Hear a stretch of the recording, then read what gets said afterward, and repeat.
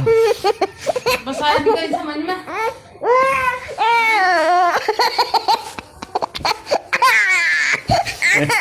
Carrying अब रोने की रोने की।